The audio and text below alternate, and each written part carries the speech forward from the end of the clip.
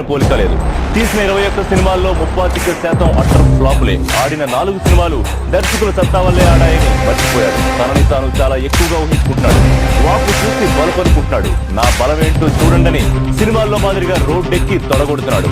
నిన్న మొన్నటి వరకు మావయ్య బాబాయ్ అన్న ఆ నాలుక మీద నరాలు చచ్చిపడ్డాయో లేక చిన్న మెదడు చిక్కి